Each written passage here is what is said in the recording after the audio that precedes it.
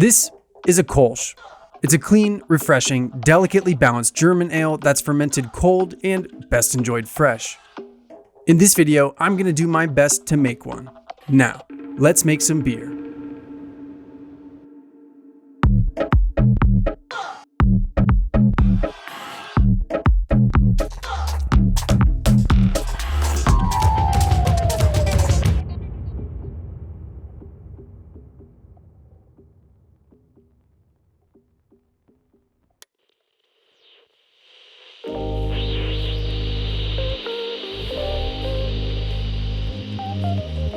For this beer, I'm starting with some reverse osmosis water, and I'm building a soft water profile using gypsum, calcium chloride, baking soda, Epsom salt, canning salt, and chalk.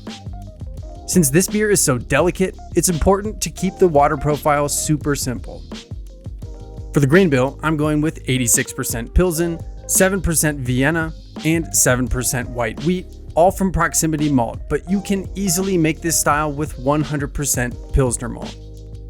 I'm using a 3-step mash starting at 142 Fahrenheit or about 61 Celsius. Let's get it going.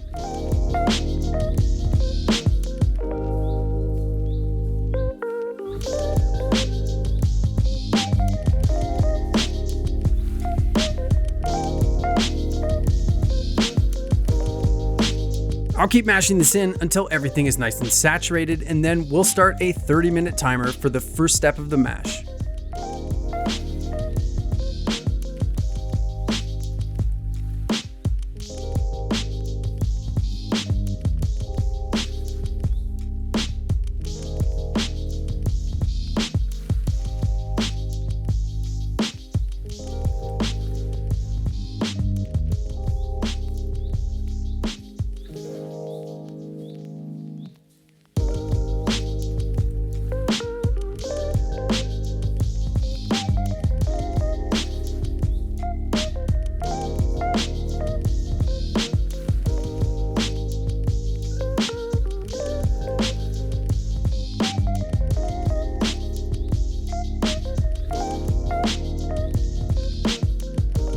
After 30 minutes at 142, it's time to raise the temperature to 154 Fahrenheit or about 68 Celsius, where we'll hang out for another 10 minutes.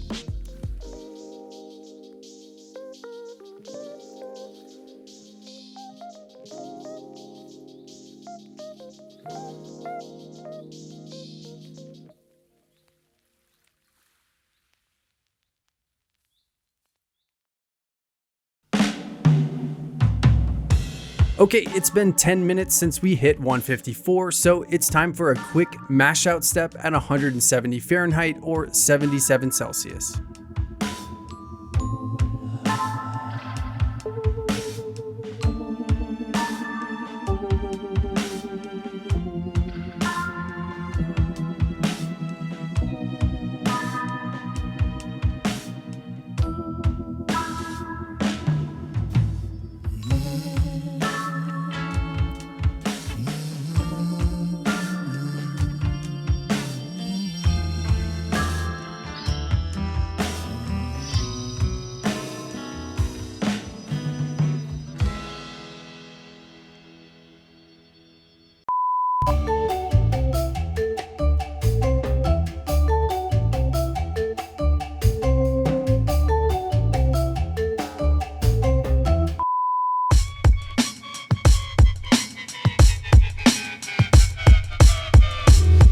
This mash started at 142 Fahrenheit or 61 Celsius, and we slowly ramped through a simple step mash.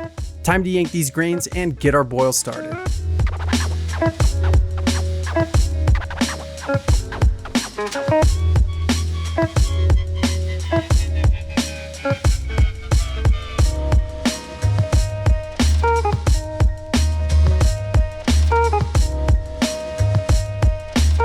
With the basket up and out of the wort, it's time for a quick Vorlauf, and then I'll rinse the grains with a little sparge water.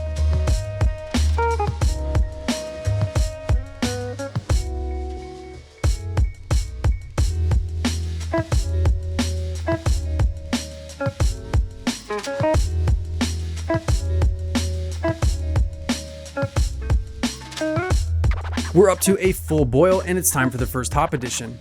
Here's 10 grams of Magnum, which should bring us to just under 13 IBUs. The goal here is clean bitterness, and I'll use noble hops for the rest of the additions. This is my first time using the Brewtools Steam Hat, and I'm super stoked to see how it impacts the brew day. So far, what I've noticed is that it takes about 10% less power to maintain a boil, which I think is quite a bit. You can run it on its own like I am here, run it into an exhaust fan if you're indoors, or run it with a steam condenser if you really want to eliminate the steam.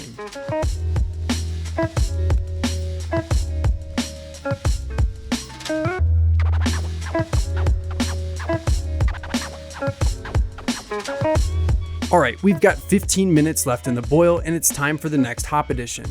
Here's 14 grams of Saaz and a Whirlfloc tablet, bringing us to about 16.5 IBUs. It's also a good time to start sanitizing the chiller. And at flame out, it's time for the last hop addition. Here's 14 grams of Saaz and 10 grams of Select Spalt. Time to chill this thing down and get ready for fermentation.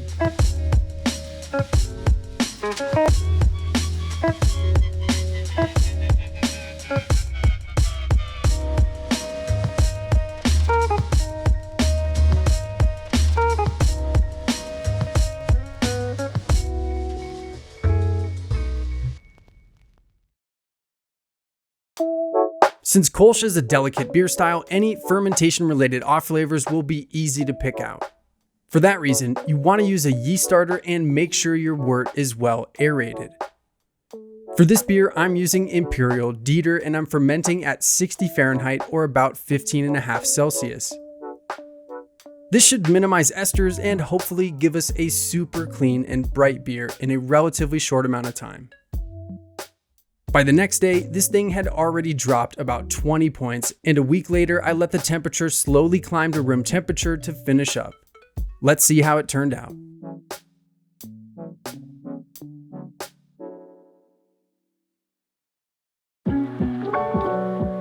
It's been a couple months since brew day, and here it is. It's a golden yellow color with a nice white head, and it's pretty darn clear for not using any fining agents. With an original gravity of 1048 and a final gravity of 1011, this beer finished at 4.9% ABV. The aroma is a little sweet with some faint fruity notes and some floral, spicy hops. Going in for a taste, I'm pretty happy with how this turned out. It's a little sweet, but has some bitterness that dries it out and gives it a good crisp finish. The hop flavors are herbal and spicy, but definitely not in the way of everything else, and I notice a tiny bit of wheat in the background. Overall, this thing is moderate everything.